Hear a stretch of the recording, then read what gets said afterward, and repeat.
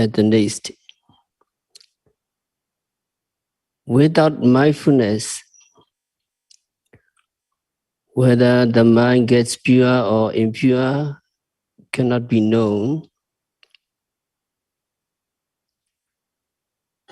Like a kitchen cloth that gets stained so much that any more stain cannot be seen on it.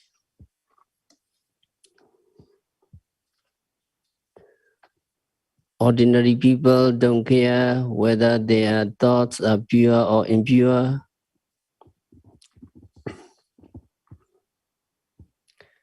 So their minds often get stained with sensual desire, aversion, and frustration, and so on. But they think their minds are pure because they are really mindful of their thoughts. Now, with the development of mindfulness, yogis become aware of mental impurity distinctively, like a stain that manifests itself distinctively on a lily white handkerchief.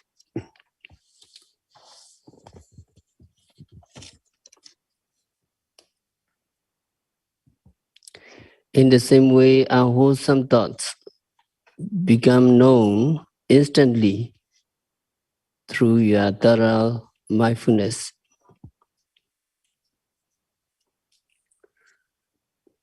Gold always looks beautiful, but its quality can only be judged against the touchstone. In the same way, the nature of our mind can only be known through the mindfulness. Wandering mind or wild mind means impure mental states. But developing mindfulness, yogi can be aware of its nature and can purify it of mental hindrances.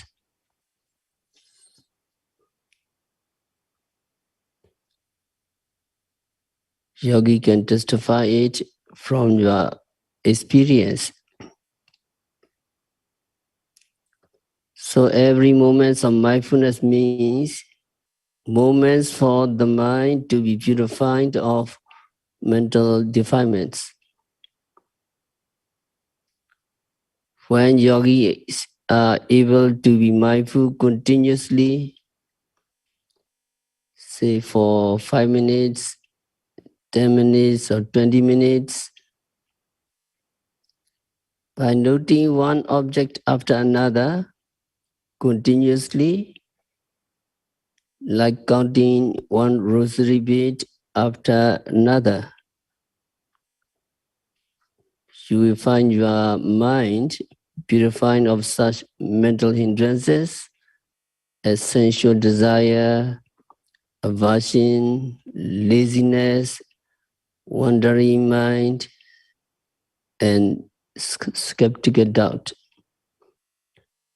So there is mental purification, citta visuddhi.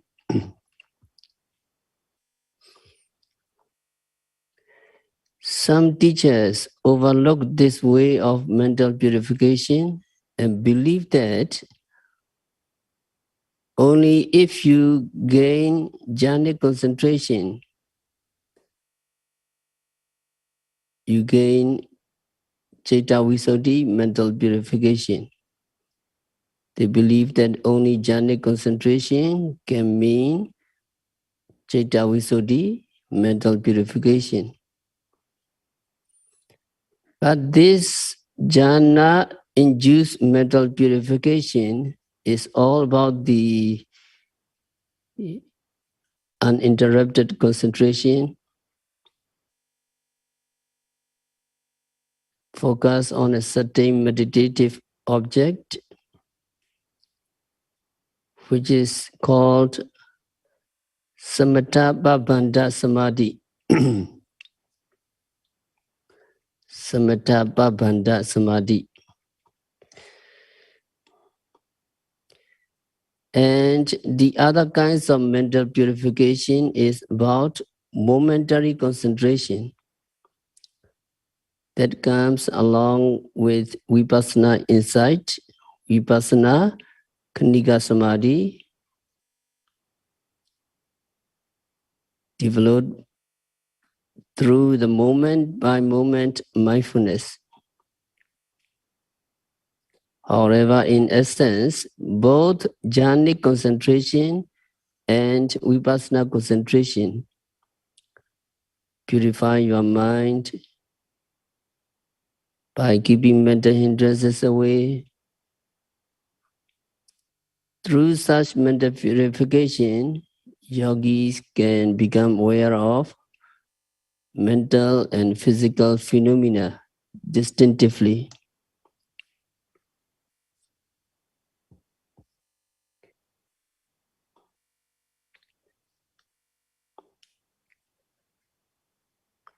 Normally, we begin with rising and falling of the abdomen in our practice.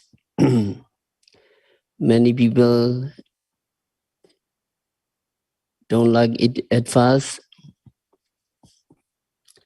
but when they tried it on the advice of their teachers and friends, they found this method quite satisfying, so much so that they even blamed those friends whose criticism had misled them before.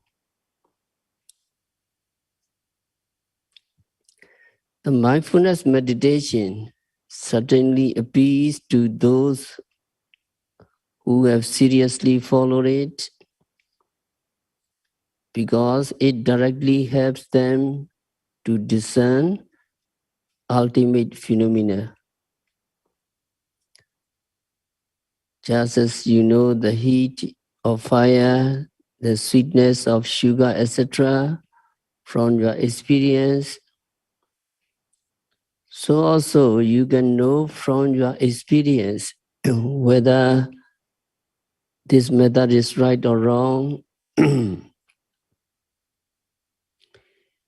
In fact, when we tell the yogis to focus on the rising and falling of the abdomen, this instruction is in essence of the Buddha's teaching.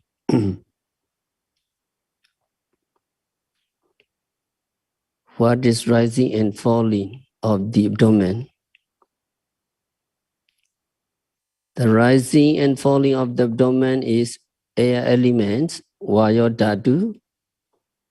It signifies the air elements, one of the physical phenomena that belong to the physical aggregates, Rupakhanda. The characteristics of air elements is pressure,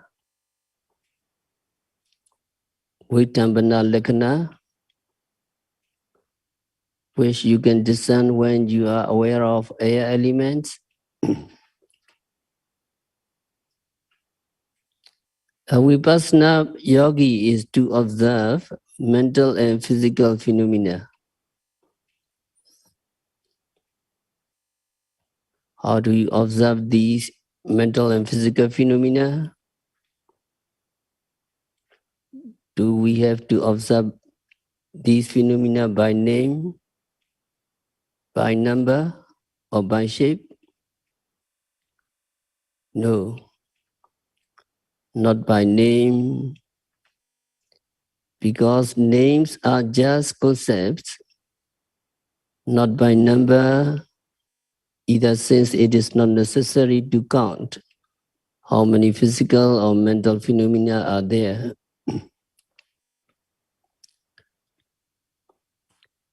Some people contemplate phenomena by shape or form as minute particles appearing cluster by cluster.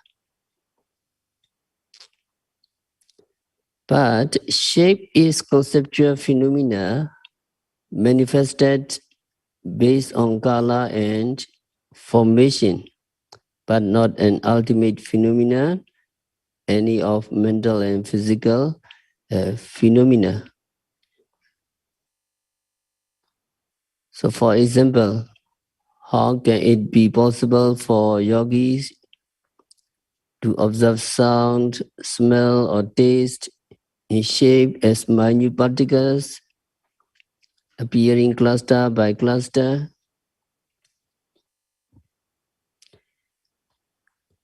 Even if material objects may lend themselves to such observation, the same cannot be said of mind and mental factors such as lobha, passion, dosa, aversion, moha, delusion, etc. For example, when there arise passion, when there arise attachment, when there arise aversion or depression in you, it is impossible for you to observe these mental states as minute particles appearing cluster by cluster.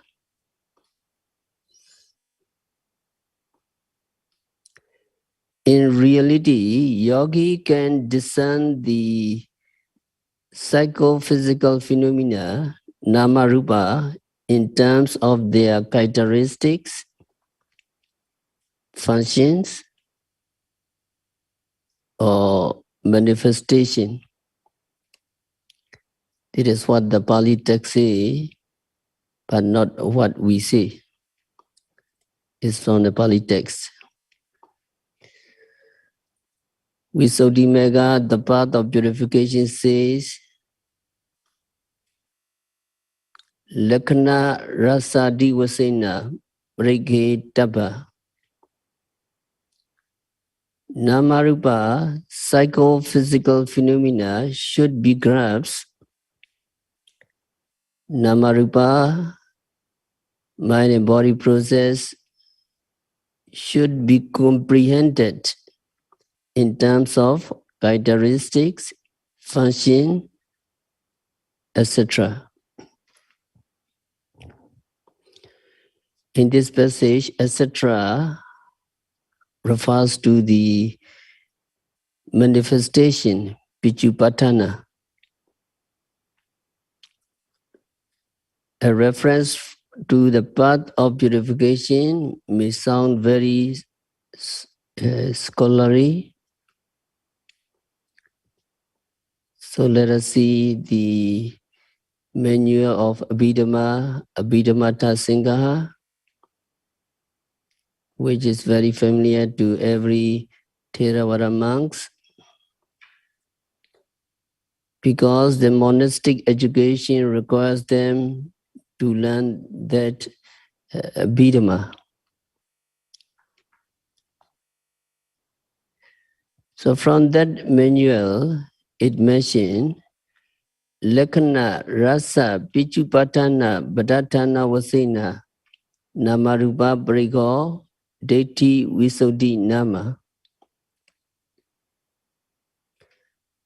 That means purifications of view means to discern mind and matter in terms of their characteristics, function, manifestation, and approximate cause.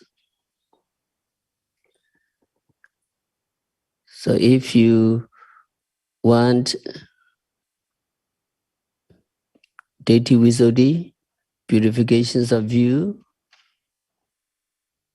You need to discern mind and body in terms of their characteristics, function, manifestation, and approximate cause. At one time, knowledgeable yogis reported to the late most venerable Mahasi Sayadaw, one day I have found the passage from Abhidhamma manual is very comprehensive. In this manual, purifications of views means to discern mind and body in terms of their characteristics, function, manifestation, and approximate cause. Because of failure to notice this passage, some Vipassana teachers are likely to teach their yogis to contemplate minute particles appearing cluster by cluster. Indeed, when we observe mind and body, we are expected to discern them in terms of their characteristics, function, or manifestation, but not by name, form, or shape. So if you ask me what you are expected to discern in the rising and falling of the abdomen, the answer would be Vaya Dhatu, air elements. Then, what to discern in the air elements? Its characteristics, functions, or manifestation. Regarding its characteristics, we need to understand pressure, tightness, or looseness is the characteristics of Vaya Dhatu, air elements. That is Vitambana Lakkhana Vaya Dhatu. Pali say, pressure is the characteristics of air elements. In our daily life, people describe it as tightness or looseness rather than as pressure. Pressure is sometimes used in the sense of supporting, like supporting a building to protect it from falling down.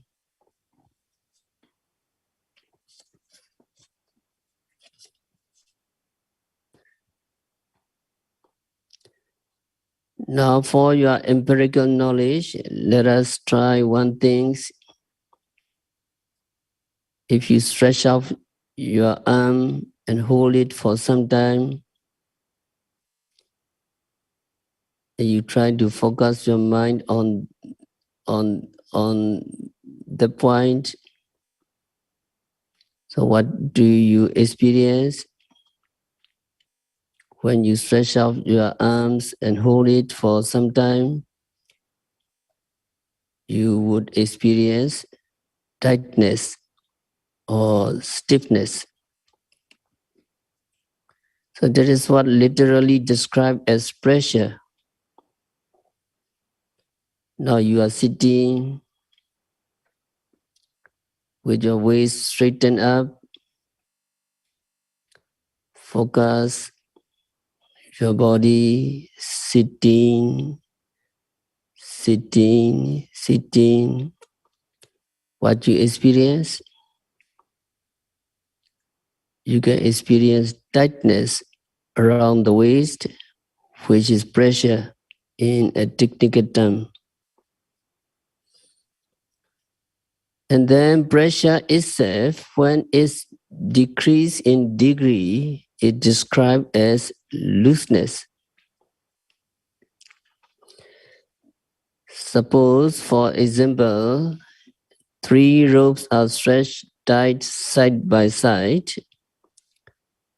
Then any of them can be considered tight, moderately tight, or loose in comparison with the 2 other 2. So, depending on the degree of pressure,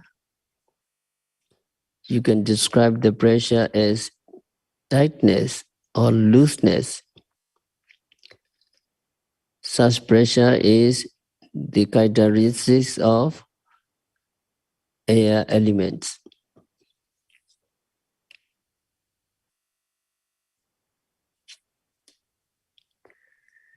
However, in the beginning of the practice, the form or shape of the abdomen is all we can be aware of. We don't deny it because yogis have just started, but that is the first step. As soon as yogi begin to practice, it is impossible for you to attain nirvana. It is impossible for you even to discern namarupa, psychophysical phenomena, the first state of insight knowledge. But as the beginner yogi, you have to struggle at all time with distracting thoughts or mental hindrances. Only when the mental hindrances are kept away for some time, there can be the mental purification.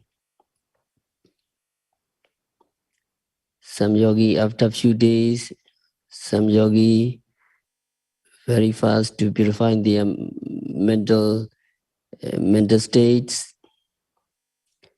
Then yogi will start to discern the ultimate phenomena like tension, motion, and pressure, and so on, beyond the conceptual form or shape of the abdomen.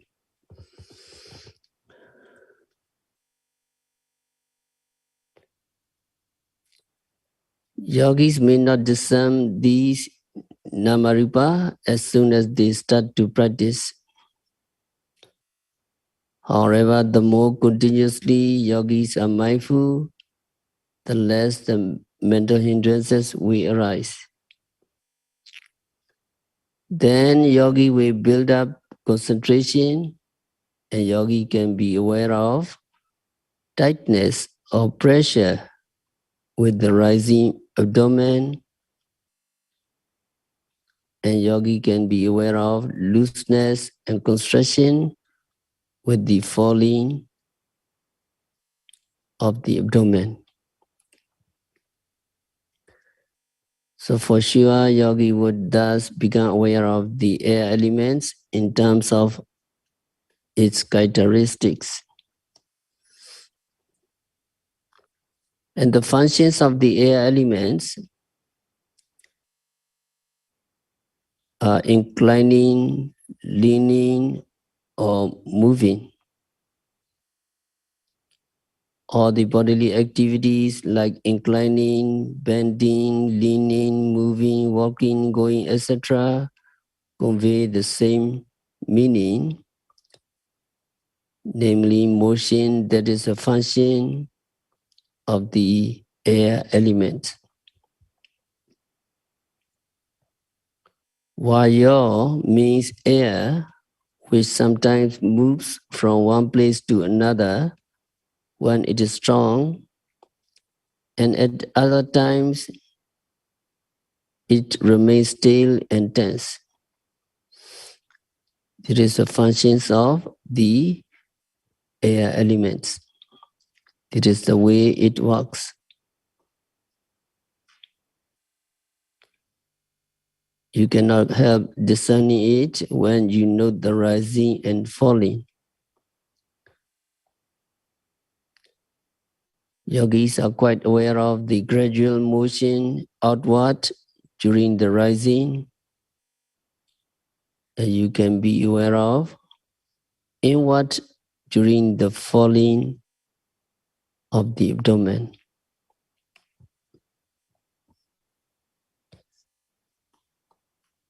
The next one is manifestation of the air elements.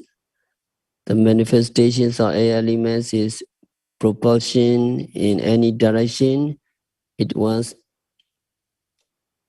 It is the manifestation.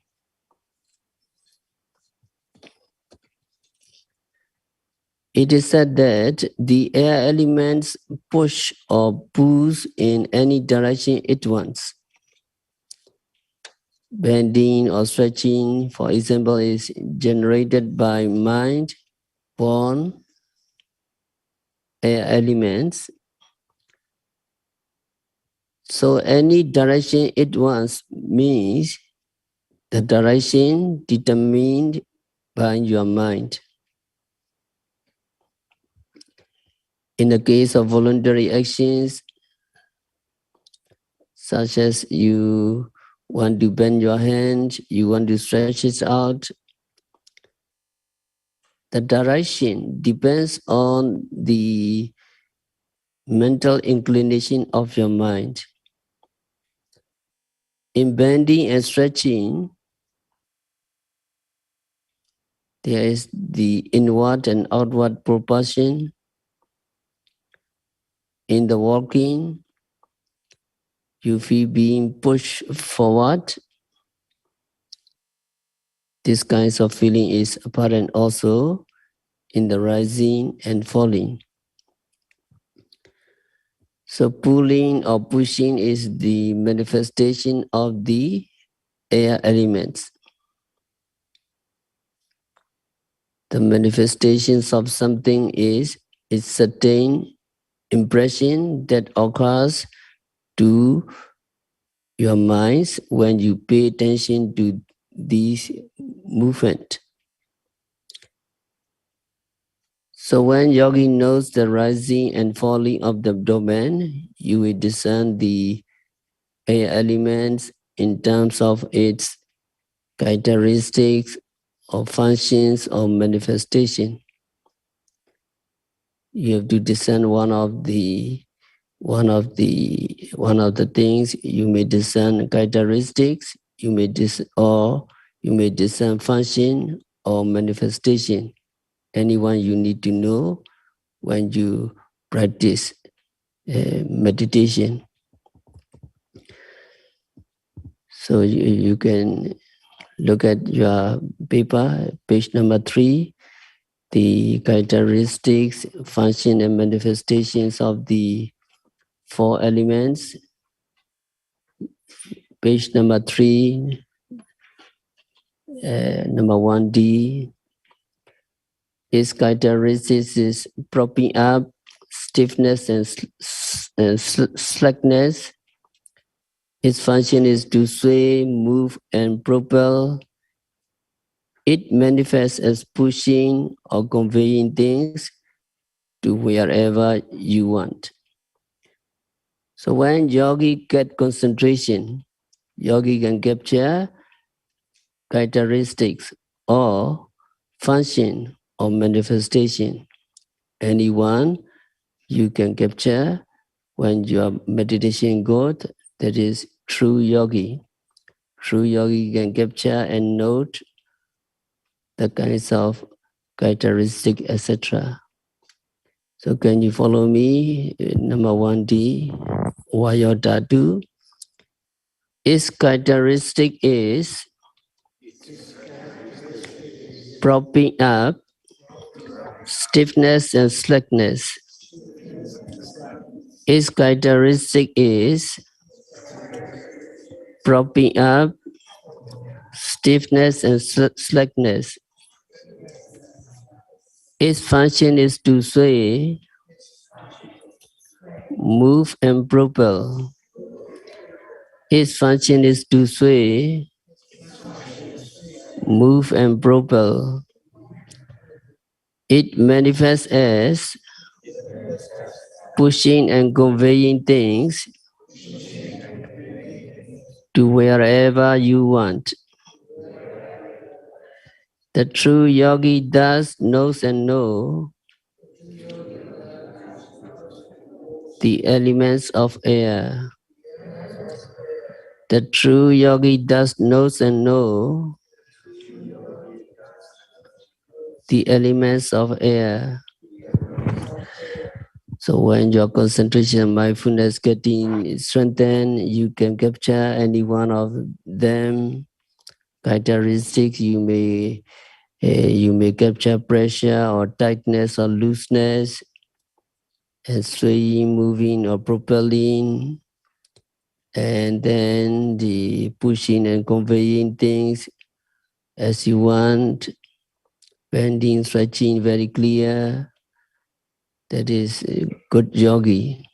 Good yogi can capture the true elements of the Vayodhatu.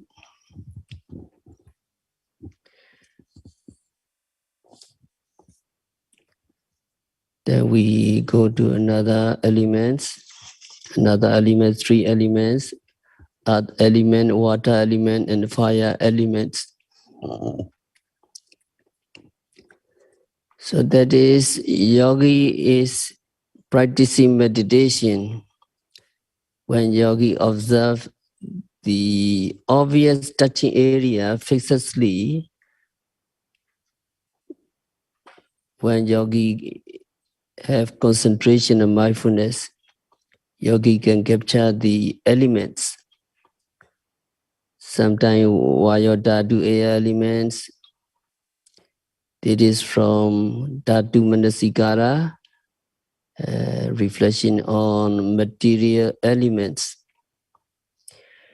The purpose of this kinds of meditation is to remove the concept of a being or seeing yourself and others as beings. To remove this concept, yogi need to practice the meditation of mentally dividing the body into four parts and seeing them separately, each as one of the four elements that are called Mahabuddha, great elements.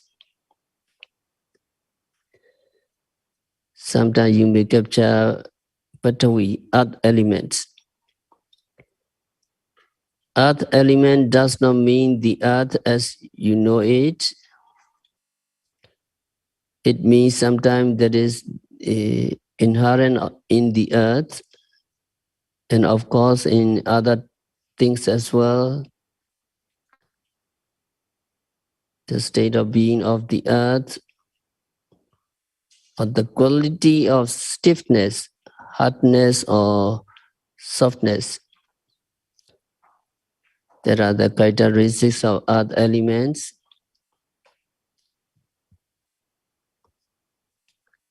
The characteristics of stiffness or hardness or softness are called the earth elements. When you touch the water, how do you feel? You feel some kinds of softness, and that softness is the earth elements. When you feel the wind blowing in your face, how do you feel?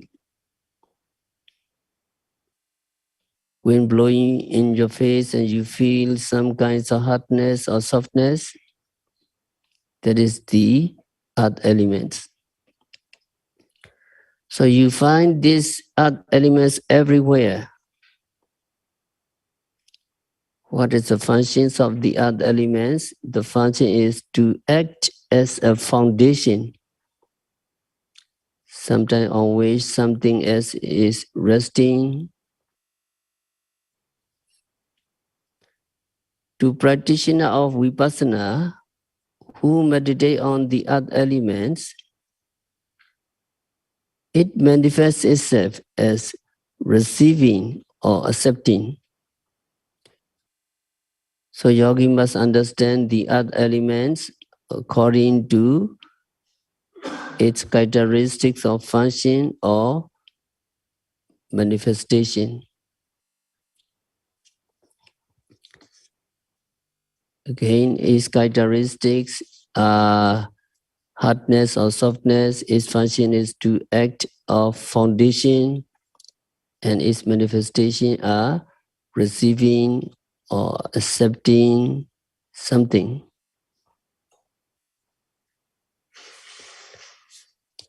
You can look at the paper, page number 3.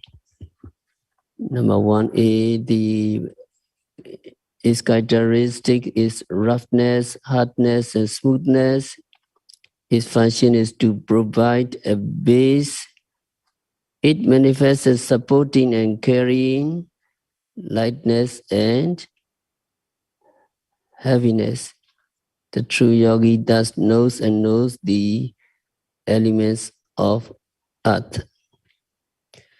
So earth element, if you pay really close attention, you can discern. And another element is water elements. Abodadu, water element here means not the water as we know it, but the characteristics which are trickling or cohesion or fluidity. Trickling or cohesion or fluidity indicates the presence of the water elements. It is present in everything. There is cohesion in the earth or wood or bricks and so on. This cohesion, which holds things together, is one characteristic of water elements. The function is to intensify.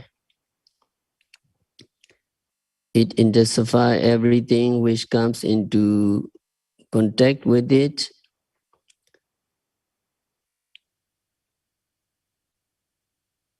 Water element manifests to meditator as holding things together. When you add water into floor, for example, you get dough, the water holds the floor particles together. This holding together is a manifestation of the water elements. So when you meditate, this manifestation will sometimes comes to yogi. Yogi will see it, yogi will know it, sometimes by its characteristics, sometimes by its function, sometimes by its manifestation. Your meditation is right.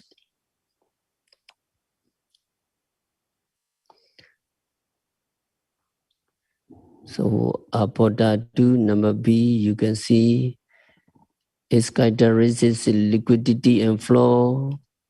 Its function is to increase wetness and expansion. It manifests as stickiness, cohesion and solidity, and causing things to become heavy and fall down. The good yogi who have concentration can capture anyone, characteristic or functions or manifestation of the air element, water elements. And then the last one is Tejotatu, fire elements. Fire element is not the fire as we know it, but the state of being of the fire, the quality of fire, that is heat.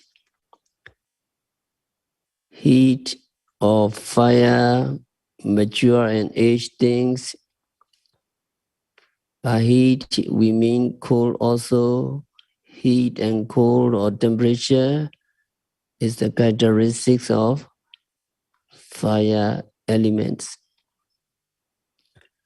When you feel hot or cold, you feel the fire elements. When the body becomes mature or when it ages, it is the work of the fire elements.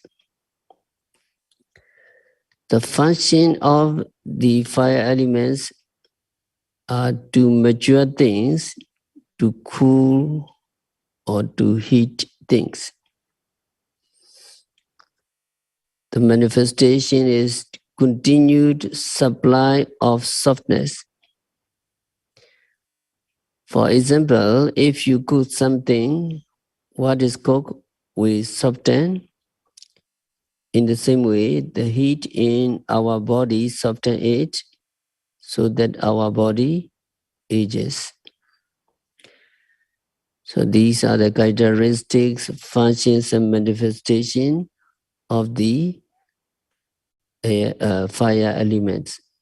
You can see in the see its characteristics is heat, warmth, and cold. Its function is to provide heat that causes things to ripen and mature and gradually become soft and pliant. It manifests as increasing lightness and elevation. The good yogi who have concentration can capture one of these characteristics, functions, of manifestation.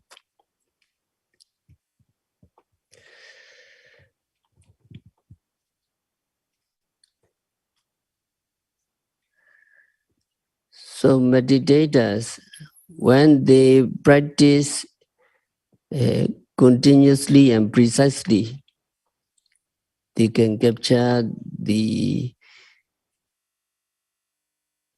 four elements. Meditators contemplate these four elements during their good practice.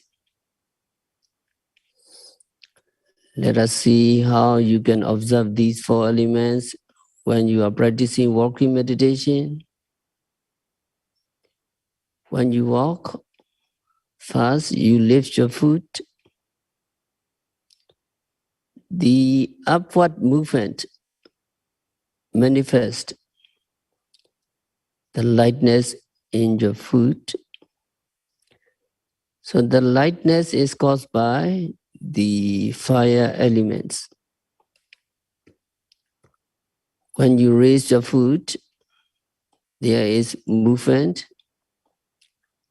That movement is caused by the air elements. So when you push your foot forward, the movement is caused by the air elements. When you put your foot down, how do you feel? What you capture is heavy. So it becomes heavier. That indicates the presence of the water elements.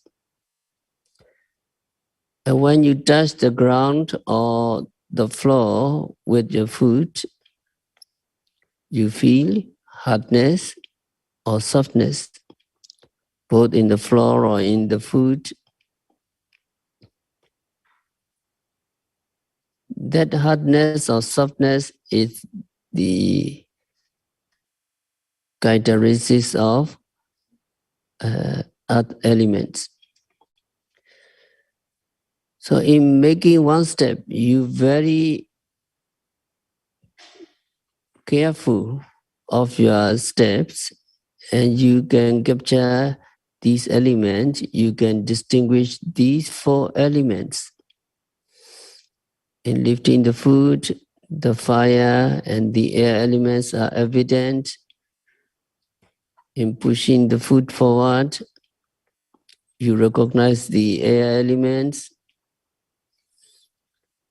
In putting the foot down, you capture the water elements. And in touching the ground or the floor, the earth elements. So yogis observe the four elements that are present in a single step. Although at first, yogi may not notice the presence of all four elements. When yogis see the elements clearly, they lose the concept of a being, hardness or softness, or pressure or tightness. It can be called man, it can be called woman. No. Pressure, tightness, looseness, hardness, roughness, smoothness, liquidity, heat, cold.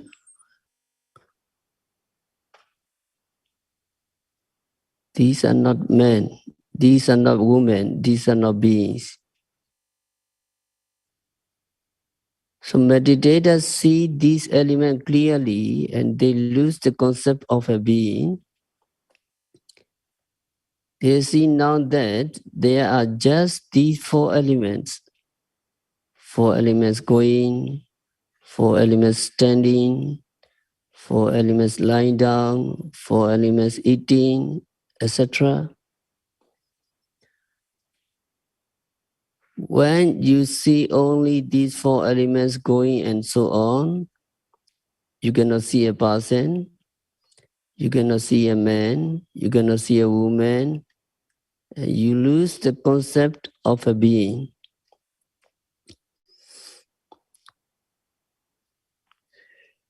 The observation of the four elements is explained in the sutta with the simile. The commentary explains it as follows.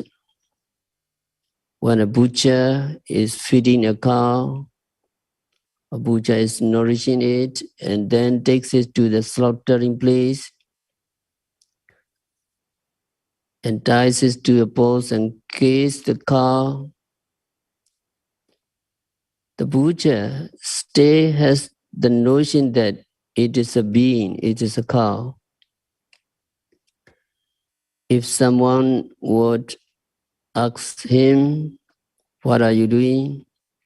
he would say, "I'm feeding the cow," or "I'm killing the cow." He would say, even after having killed it, before he cuts it up into pieces, he still maintains the notion that it is a cow. But when, after cutting the slaughter cow into pieces, he takes and puts the pieces on the table on the crossroad, from that point on, he loses the notion of a cow. If someone would ask him, "What are you selling?" he would not say, "I'm selling a cow." He would not say. So after cutting the cow into pieces, he loses the concept of a cow. In the same way, when yogis cut themselves into four elements, whatever they have, whatever is in their body, it's just four elements.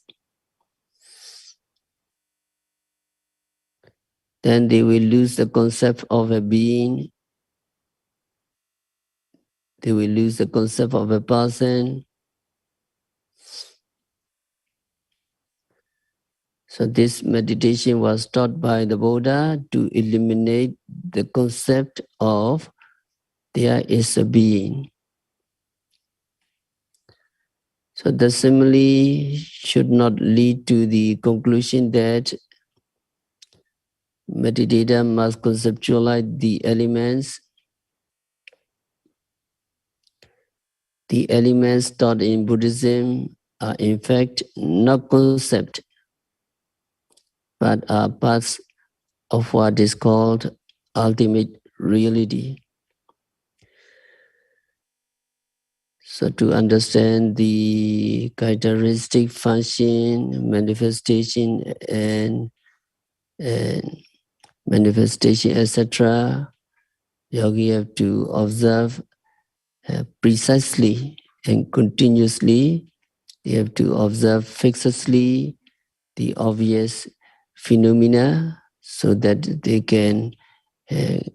they can discern the four elements clearly. So we continue next time. We have to stop our discourse for today by practicing vipassana meditation, by observing every phenomena occurring at the six senses, by noting rising, falling, sitting, touching, seeing, hearing, continuously and meticulously. May all yogis be liberated from all suffering. May all yogis realize the real peace in the very near future. So